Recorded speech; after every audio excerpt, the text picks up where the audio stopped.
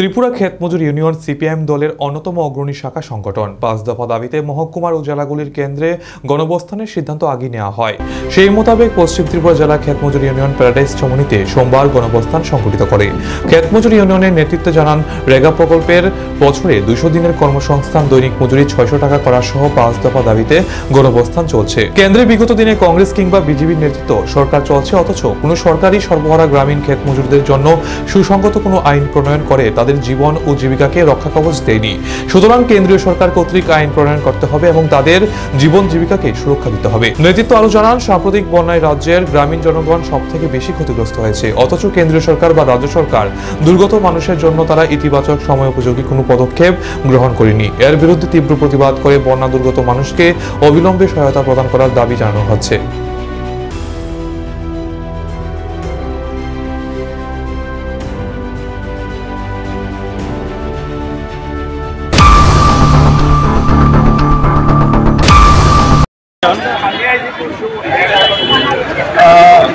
পাঁচ দফা দাবিতে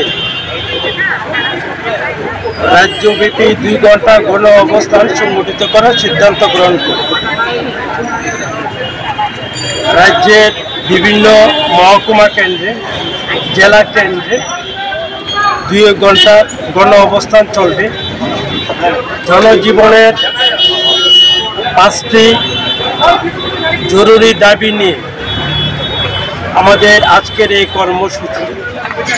আমরা দাবিগুলোর মধ্যে যেগুলো যুক্ত করেছি ৫টি দাবির মধ্যে, তার মধ্যে হচ্ছে রেগা ও টুয়েটে বছরে ২০০ দিনের শ্রম দিবস সৃষ্টি করতে হবে, দৈনিক মজুরি ৬০০ টাকা করতে হবে।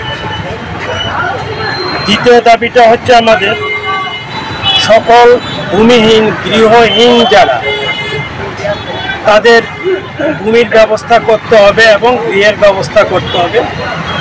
সেই সাথে গৃহ নির্মাণের জন্য কেন্দ্রীয় সরকার যে অর্থ বরাদ্দ করে, এই অর্থ একেবারে অপ্রতুল। ফলে আমাদের ডিমান্ড হচ্ছে যে গৃহ নির্মাণের জন্য কমপক্ষে ৫ লক্ষ টাকা একজন বেনিফিশিয়ারিকে দিতে হবে গৃহ নির্মাণের জন্য।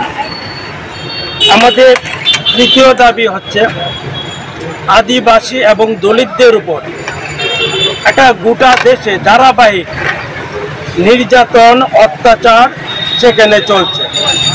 বিশেষ করে ২০১৪ সালের পর থেকে আমরা যেটা লক্ষ্য করেছি যে ভারতবর্ষের বিভিন্ন রাজ্যে, বিশেষ করে বিজেপি শাসিত যে রাজ্যগুলি রয়েছে, সেই রাজ্যগুলোতে দলিতদের উপর ব্যাপকভাবে আক্রমণ সেখানে সংঘটিত করা হচ্ছে এবং বিভিন্নভাবে তাদের উপর অত্যাচার, নির্যাতন, কখনো কখনো নির্যাতনের পরে তাদেরকে খুন করে ফেলা হচ্ছে। এটা আমরা দেখছি, এটা আমাদের একটা দাবি, তাদের উপর সামাজিক অত্যাচার, নির্যাতন এটা বন্ধ করতে হবে। ৪ নম্বর দাবি হচ্ছে ক্ষেত মজুরদের জন্য একটি সুসংহত কেন্দ্রীয় আইন এটা প্রণয়ন করতে হবে।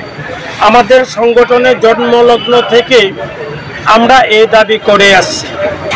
কেন্দ্রে একাধিক সরকার সেখানে ছিল, কখনো কংগ্রেসের নেতৃত্বে সরকার আমরা দেখেছি, কখনো দেখেছি বিজেপির নেতৃত্বাধীন এনডিএ সরকার আমরা দেখেছি।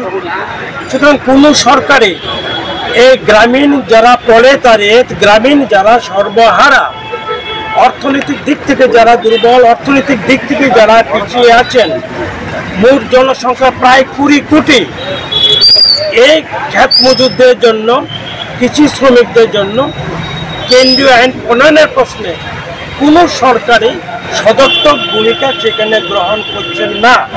আমাদের দাবি হচ্ছে এই ক্ষেত মজুরদের জন্য ২০ কোটি যে ভারতবর্ষের ক্ষেত মজুর, তাদের জন্য একটা কেন্দ্রীয় আইন সেখানে তৈরি করতে হবে। ৫ নম্বর দাবি সেটা হচ্ছে, আপনারা সকলেই জানেন ১৯শে আগস্ট থেকে ২৪শে আগস্ট আমাদের রাজ্যে অতিবৃষ্টির কারণে ভয়ঙ্কর বন্যা সংঘটিত হল। তাতে আমরা দেখেছি জনসংখ্যা প্রায় অর্ধেক মানুষ কোনো না কোনোভাবে ক্ষতিগ্রস্ত হয়েছে। প্রায় ১ লক্ষ পরিবার, যাদের ঘর বাড়ি থেকে শুরু করে তাদের আসবাবপত্র এগুলো বন্যা জলে ভেসে গেল। প্রয়োজনীয় কাগজপত্র, দলিল, রেশন কার্ড, ব্যাংকের বই, যা যা প্রয়োজনীয় কাগজপত্র ছিল বন্যার জলে এগুলো ভেসে গেল। তারপরে আমরা যেটা দেখলাম, এই যে বন্যা দুর্গত যে সকল মানুষগুলো, তাদের পাশে দাঁড়াবার জন্য কি কেন্দ্রীয় সরকার কি রাজ্য সরকার কোনো ধরনের সেখানে সময়োপযোগী ইতিবাচক পদক্ষেপ তারা গ্রহণ